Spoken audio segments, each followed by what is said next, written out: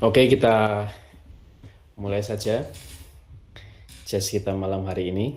Kita sembari menunggu teman-teman yang lain. Nah, hari ini kita lanjut membahas Kejadian 11. Ya, tentang ini ada 3 perikop yang akan kita bahas: Menara Babel, keturunan Sem, dan keturunan Terah. Ya, Menara Babel, keturunan Sem, dan keturunan Terah. Nah, ini sebelum kita mulai, karena kemarin minggu kita merayakan Hari Raya Tritunggal Maha Kudus. Nah, saya coba cari kira-kira doa apa yang merepresentasikan Tritunggal Maha Kudus gitu ya. Dan yang saya dapat hanya ini, pengakuan iman rasuli. Jadi kita mau buka pertemuan kali ini dengan kita mendaraskan pengakuan iman rasuli. Mari kita buka dalam nama Bapa dan Putra dan Roh Kudus. Amin. Aku percaya akan Allah, Bapa yang Maha Kuasa, pencipta langit dan bumi, dan akan Yesus Kristus, putranya yang tunggal Tuhan kita, yang dikandung dari Roh Kudus, dilahirkan oleh perawan Maria, yang menderita sengsara dalam pemerintahan Pontius Pilatus, disalibkan, wafat, dan dimakamkan, yang turun ke tempat menantian pada hari ketiga bangkit dari antara orang mati, yang naik ke surga, duduk sebelah kanan Allah Bapa yang Maha Kuasa, dan di situ ia akan datang mengadili orang hidup dan mati. Aku percayakan Roh Kudus, Gereja Katolik yang kudus, persekutuan para kudus, pengampunan dosa, kebangkitan badan, kehidupan kekal. Amin. Dalam nama Bapa dan Putra dan Roh Kudus. Amin. Nah, seperti biasa kita lanjut baca katekismus, ya, katekismus Gereja Katolik artikel nomor 6 dan 7. Katekese berhubungan erat dengan beberapa unsur tugas pemeliharaan rohani gereja. Unsur-unsur itu sendiri memiliki sifat kateketis, mempersiapkan katekesi atau merupakan akibat darinya. Pewartaan perintis tentang Injil artinya khotbah misioner demi kebangkitan iman, mencari sebab-sebab untuk beriman, mengalami kehidupan Kristen, merayakan sakramen-sakramen, diterima dalam persekutuan gereja, serta memberikan kesaksian apostolik dan misioner. Katekese erat sekali berkaitan dengan seluruh kehidupan gereja. Bukan saja meluasnya lingkup geografis dan pertumbuhan jumlah anggotanya, melainkan terutama perkembangan rohaninya dan keselarasan hidupnya dengan rencana Allah secara hakiki tergantung pada katekese. Nah, mari kita masuk dalam pembahasan. Kita baca dulu firman yang akan kita bahas pada malam hari ini dari Kejadian 11 ayat 1 sampai 32. Seperti biasa ya, saya bacakan ayat nomor yang ganjil. Nanti teman-teman Bapak Ibu di Google Meet saya minta tolong untuk bacakan yang genap. Kejadian 11 ayat 1 sampai 32, Menara Babel, keturunan Sem, dan keturunan Terah. Adapun seluruh bumi, satu bahasanya dan satu logatnya. Maka berangkatlah mereka ke sebelah timur dan mencapai tanah datar di tanah Sinear, lalu menetaplah mereka di sana. Mereka berkata seorang kepada yang lain, marilah kita membuat batu bata dan membakarnya baik-baik. Lalu bata itulah dipakai mereka sebagai batu dan gala-gala sebagai tanah liat. Juga kata mereka, marilah kita dirikan bagi kita sebuah kota dengan sebuah menara yang puncaknya sampai ke langit, dan marilah kita cari nama supaya kita jangan terserak ke seluruh bumi. Lalu turunlah Tuhan untuk melihat kota dan menara yang didirikan oleh anak-anak manusia itu. Dan ia berfirman, mereka ini satu bangsa dengan satu bahasa untuk semuanya. Ini barulah permulaan usaha mereka. Mulai dari sekarang, apapun juga yang mereka rencanakan, tidak ada yang tidak akan dapat terlaksana. Baiklah kita turun dan mengacau balaukan di sana bahasa mereka, sehingga mereka tidak mengerti lagi bahasa masing-masing. Demikianlah mereka diserahkan Tuhan dari situ ke seluruh bumi, dan mereka berhenti mendirikan kota itu. Itulah sebabnya sampai sekarang nama kota itu disebut Babel. Karena disitulah dikacaubalaukan Tuhan bahasa seluruh bumi. Dan dari situlah mereka diserahkan Tuhan ke seluruh bumi. Inilah keturunan Sem. Setelah Sem berumur 100 tahun, ia memperanakkan Arfaksad 2 tahun setelah Aibah itu. Sem masih hidup 500 tahun setelah ia memperanakkan Arfaksad, dan ia memperanakkan anak lelaki dan perempuan. Setelah Arfaksad hidup 35 tahun, ia memperanakkan Sem. Arfaksad masih hidup 403 tahun setelah ia memperanakkan Selah, dan ia memperanakkan anak-anak lelaki dan perempuan. Setelah Salah hidup 30 tahun, ia memperanakkan Eber. Salah masih hidup 403 tahun setelah ia memperanakkan Eber, dan ia memperanakkan anak-anak lelaki dan perempuan. Setelah Eber hidup 34 tahun, ia memperanakkan Pelek. Eber masih hidup 430 tahun setelah ia memperanakkan Pelek, dan ia memperanakkan anak-anak lelaki dan perempuan. Setelah Pelek hidup 70 tahun, ia memperanakkan Rehu. Pelek masih hidup 209 tahun setelah ia memperanakkan Rehu, dan ia memperanakkan anak-anak lelaki dan perempuan. Setelah Rehu hidup 30 tahun, ia memperanakkan Serug. Rehu masih hidup 207 tahun setelah ia memperanakkan Serug, dan ia memperanakkan anak-anak lelaki dan perempuan. Setelah Serug hidup 30 tahun, ia memperanakkan Nahor. Serug masih hidup 200 tahun setelah ia memperanakkan Nahor, dan ia memperanakkan anak-anak lelaki dan perempuan. Setelah Nahor hidup 29 tahun, ia memperanakkan Terah. Nahor masih hidup 119 tahun setelah ia memperanakkan Terah, dan ia memperanakkan anak-anak lelaki dan perempuan. Setelah Terah hidup 70 tahun, ia memperanakkan Abram, Nahor, dan Haran. Inilah keturunan Terah. Terah memperanakkan Abram, Nahor, dan Haran. Dan Haran memperanakkan Lot. Ketika Terah ayahnya masih hidup, matilah Haran di negeri kelahirannya di Ur-Kasdim. Abram dan Nahor kedua-duanya kawin. Nama istri Abram ialah Sarai, dan nama istri Nahor ialah Milka, anak Haran ayah Milka dan Yiska. Sarah itu mandul, tidak mempunyai anak. Lalu Terah membawa Abram, anaknya, serta cucunya Lot, yaitu anak Haran, dan Sarai menantunya, istri Abram, anaknya. Ia berangkat bersama-sama dengan mereka dari Ur-Kasdim untuk pergi ke tanah Kanaan. Lalu sampailah mereka ke Haran dan menetap di sana. Umur Terah ada 205 tahun, lalu ia mati di Haran. Demikianlah sabda Tuhan, syukur kepada Allah. Nah, mungkin untuk mempermudah penjelasan ya, ini sudah saya tampilkan minggu yang lalu tentang keturunan Nuh, gitu ya. Nah, ini khususnya yang Sem ini kelihatan di sini. Ya, kita dibaca dari Nuh, Sem, Arfaksad, Selah, Eber, Pelek, Rehu, Serug, Nahor, Terah. Terah punya anak Abram yang nanti akan menjadi Abraham. Abram, Haran, Nahor. Gitu ya, Abram punya istri itu Sarah, gitu, yang di kisah ini baru Sarai dulu, Sarai.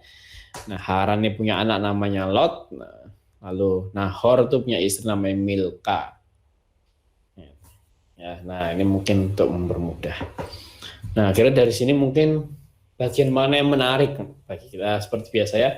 Kira-kira mungkin ada yang mau sharing, ada yang mau tanya juga boleh, atau ada yang mau kasih sharingkan kesaksian yang mungkin berhubungan dengan bacaan kita malam hari ini juga boleh. Monggo silakan. Nah, mungkin sembari menunggu teman-teman Bapak Ibu untuk sharing, sedikit review tentang minggu lalu kita bahas tentang ini ya, kejadian 10. Kejadian 9 ayat 18 sampai 10 ayat 32 tentang Nuh dan anak-anaknya dan daftar bangsa-bangsa. Salah satu hal yang paling menarik buat saya adalah tentang bangsa-bangsa ini. Dan ya kan kenapa kok dituliskan daftar bangsa-bangsa di kejadian 10? Gitu ya. Ini bukan untuk menebal-nebalkan Alkitab ya, tapi ini untuk mempersiapkan. Mempersiapkan siapa? Mempersiapkan Abraham. Karena Abraham nanti yang akan menjadi berkat bagi bangsa-bangsa. Nah, nanti minggu depan kita akan bahas itu tentang panggilan Abraham. Yang akan menjadi berkat bagi seluruh kaum di bumi. Nah, kaum yang mana? Ya, kaum yang di kejadian 10 itu. Ya, itu kira-kira begitu. Itu konteksnya ke sana. Oke, silakan ada yang mau sharing? Monggo.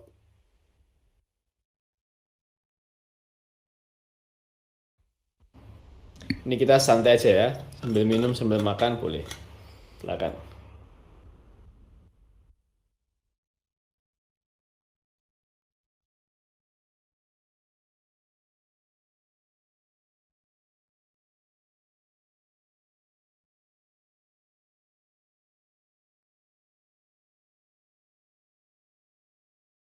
Ini pasti pada lagi merenung ya ini ya. Monggo Lek, silakan Lek. Aku nggak nyiapin khusus apa-apa gitu, impromptu dari sini. Sebetulnya entah konsep atau entah cerita ini benar atau enggak, ada hal yang tetap ada beberapa hal yang menarik gitu loh, yang bisa diambil. Salah satu contohnya, entah gimana orang zaman dulu tuh selalu bisa bikin bangunan tuh gede-gede gitu kan. Misalkan seperti Borobudur, misalkan seperti ya candi-candi atau tujuh keajaiban dunia gitu. Termasuk Menara Babel ini juga salah satu cerita yang ya entah benar entah enggak, tapi rasa-rasanya sih benar. Tapi itu kehebatan orang zaman dulu gitu. Tapi bagi saya disitulah letak titik baliknya. Ketika kita sebagai manusia sudah mampu berpikir yang tinggi-tinggi gitu kan, Menara Babel, kita mampu bikin Menara Babel dan kita ingin menamai diri kita biar tidak tercerai-berai. Bukankah ini sebenarnya adalah awal dari kejatuhan manusia dalam dosa lagi gitu ya, setelah pemurnian di Nuh. Bahkan ini tuh dalam refleksi saya terang-terangan melawan Allah, bahkan ingin melampaui Allah, bikin gedung pencakar langit dan lain sebagainya. Walaupun saat ini sih kayaknya banyak ya yang begitu. Secara budaya, ini tuh salah satu landasan biblis bagaimana kita itu jadi banyak bahasa, banyak budaya, jadi banyak banyak keturunan gitu loh. Karena memang pada dasarnya kita diutus oleh Tuhan tersebar gitu kan, manusia ke seluruh dunia. Tapi setidaknya ada 3 hal sih yang mau aku ceritakan di sini. Lagi-lagi sebelah timur itu muncul lagi ya. Dia pergi ke sebelah timur, berangkatlah mereka ke sebelah timur menjumpai tanah datar di tanah Sinear. Itu ke sebelah timur itu artinya apa sih, Kak? Oh, Padahal oh, ini, ketika oh, kejadian 1 ayat 20, aduh, aku tadi baca kejadian 1 ayat berapa ya tadi ya? Bukan kejadian 1. Pokoknya ada tuh, setelah manusia jatuh dalam dosa, mereka kemudian diusir dari Taman Eden, terus ditempatkan di sebelah timur kan, yang awal-awal itu di sebelah timur Taman Eden, kalau nggak salah ya. ya benar-benar. Waktu Kain pun juga nggak sih, ada timur-timurnya gitu. Dia pun pergi terus menetap di timur. Aku cuman hafal sepenggal itu Di doang. Timur Eden, benar, sebelah Di Timur timur Eden. Eden ya kan. Jadi lagi-lagi sebelah timur itu frase yang dipakai oleh entah penulis kitab Kejadian, uh,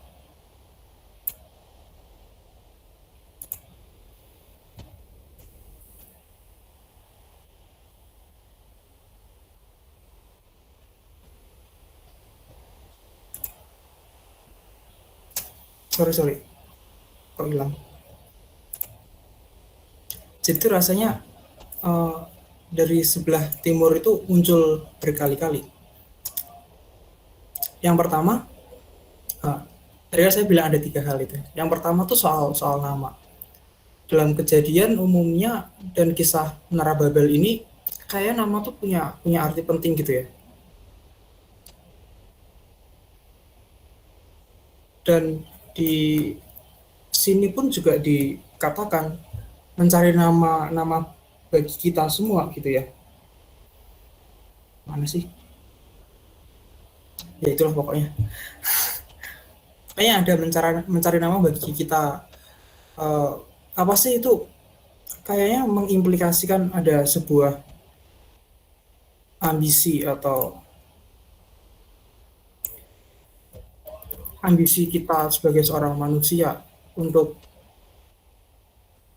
berlaku universal gitu, memperoleh status yang lebih besar yang seringkali melanggar istilahnya itu absolutisme dari Allah. Yang kedua, aku tuh sangat tertarik dengan apa sih bahasanya tadi, keterserakan ya, terserak gitu kan. Itu artinya kan kayak terpencar kemana-mana gitu ya. Sebenarnya tujuan pembangunan kota kan untuk menjaga penduduknya itu, sehingga dari keterserakan itu dia jadi satu komunitas gitu kan. Jadi satu tempat gitu loh. Barangkali dari situ juga sudah mengimplikasikan harapan manusia untuk bisa tinggal dan berbagi bersama gitu loh. Dari berbagai aspek yang sebenarnya kita tuh memang pada dasarnya ingin itu, ingin bahasa yang sama, tanah dan tempat tinggal yang sama juga. Tapi malah Tuhan nggak boleh kita itu terus di sini. Kita tuh harus terserak kemana-mana.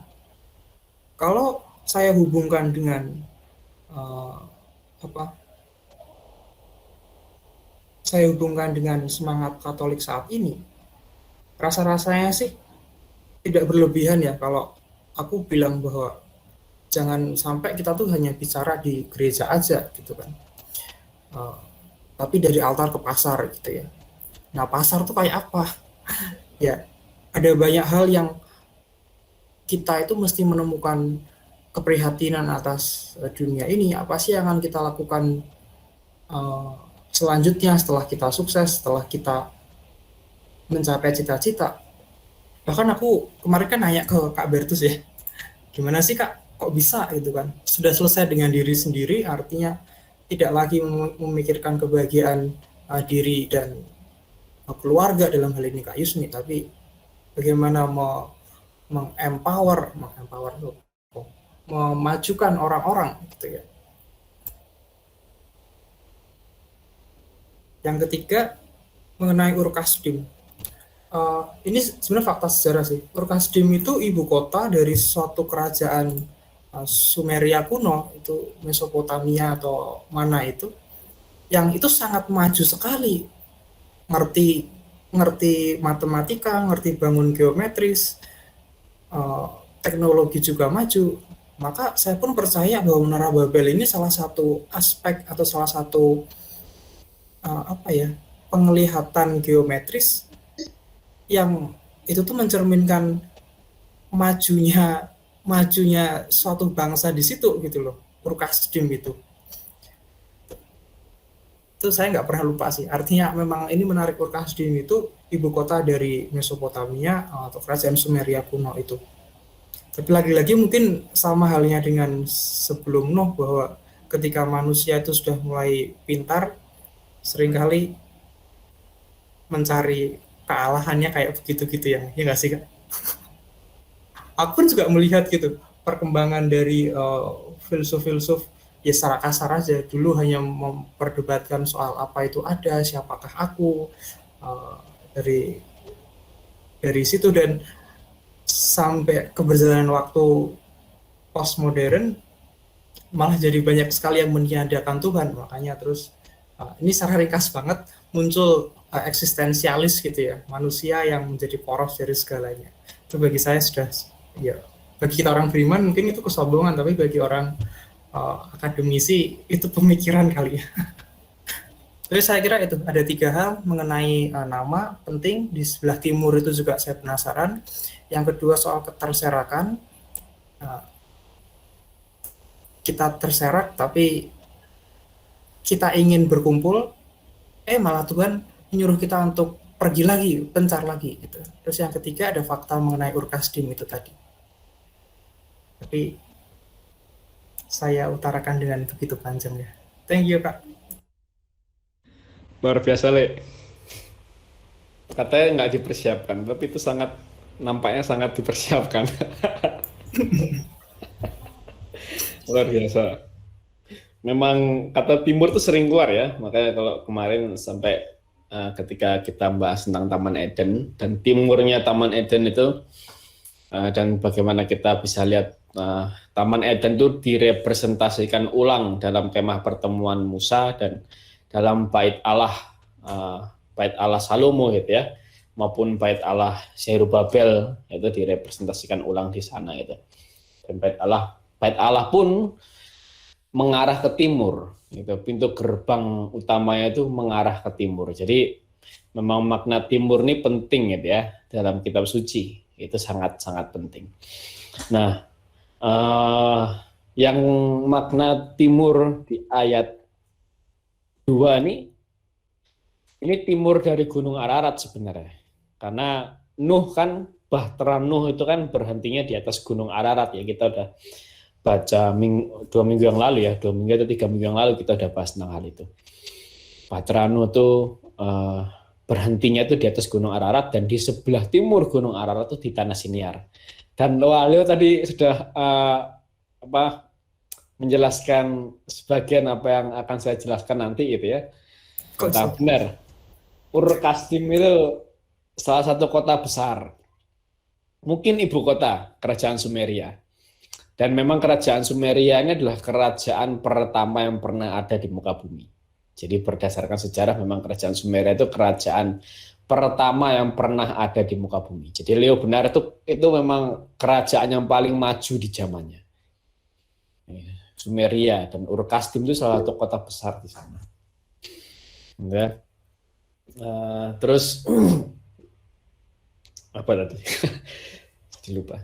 Nah, tentang Urkasdim benar dikata. Makanya ini hal yang menarik ketika Terah dan keluarga itu malah keluar dari Urkasdim untuk pergi ke Kanaan. Ini menarik. Gitu. Padahal Urkasdim ini kota besar. Gitu. Dan Kanaan tuh saat itu tuh antah berantah dihuni oleh bangsa Kanaan. Gitu. Ini menarik. Gitu. Atas dasar apa? Itu masih karena di Kejadian 11 ini Tuhan tidak berfirman pada siapa-siapa, khususnya pada Terah dan keluarganya ya. Kalau kita baca sekilas di sini, Tuhan tidak berfirman pada siapa-siapa. Jadi pertanyaannya, kenapa Terah mau keluar dari Urkasdim, yang memang kota besar, ke Kanaan yang antah berantah? Itu hal yang menarik sebenarnya. Nanti akan saya bahas tentang hal itu. Lalu yang tadi itu tentang Oh, terserak ya. Oh ya, terserak. Nah, ini menarik nih sebenarnya nih ya. Eh, saya sempat sempat mikir gini. Loh, ini kan kalau kita di zaman sekarang gitu ya. Oh, kita tuh harus bersekutu gitu ya. Bersatu kita teguh gitu. Bercerai kita runtuh gitu. Itu moto zaman sekarang kan begitu. Kita harus bersekutu. Tinggal dalam komunitas gitu. Tinggal dalam persekutuan. Itu kan moto zaman sekarang gitu. Tapi pas kita lihat ayat 4 loh kok ini kan salah satu tujuan, memang ada dua tujuan mereka, yaitu mereka mau cari nama, dan yang kedua supaya mereka nggak terserak.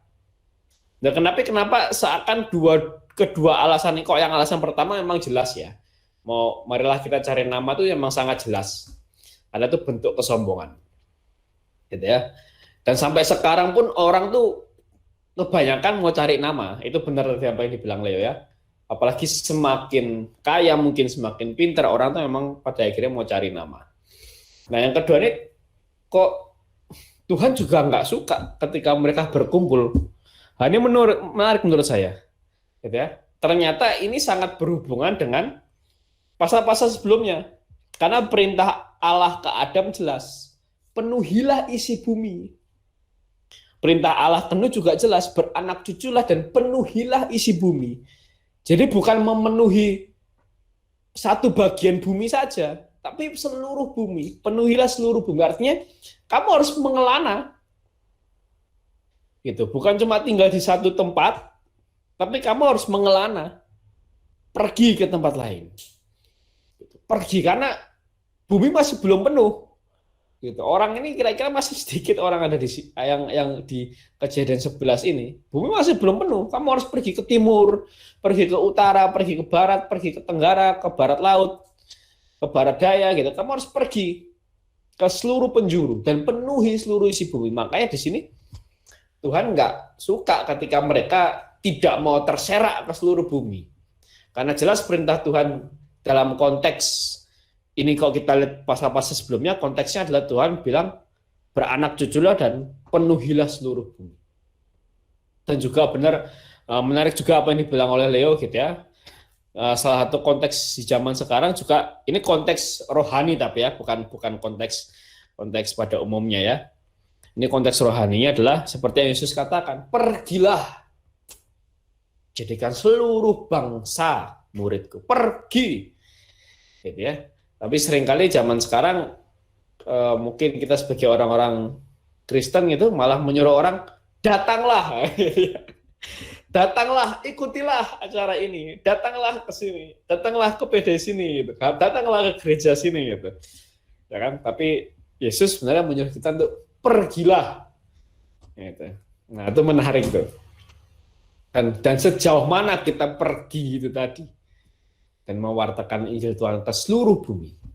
Atau jangan-jangan kita ini tadi lebih suka, oh enggak, kita jangan sampai kita terserak, gitu. Lebih suka kita ngumpul aja di tempat sini, gitu ya. Kita jago kandang, gitu istilahnya, jago kandang aja udah kita di sini aja, kita tidak mau untuk pergi. Gitu. Dan itu yang menjadi perenungan kita juga ya, sebagai jadi perenungan PD Hope juga. Kira-kira tahun ini Tuhan mau utus kita kemana? Untuk kita melayani suatu daerah mana. Nah, itu masih menjadi salah satu pergumulan. Nah, kira-kira begitu. Luar biasa Leon ya. Bilangnya tidak dipersiapkan, tapi isinya sangat sangat dipersiapkan. Luar biasa Leon. Terima kasih. Yang lain, monggo silakan. Bagi yang baru datang, selamat datang. Mungkin ini ada Kak Mita juga ya. Selamat datang Kak Mita.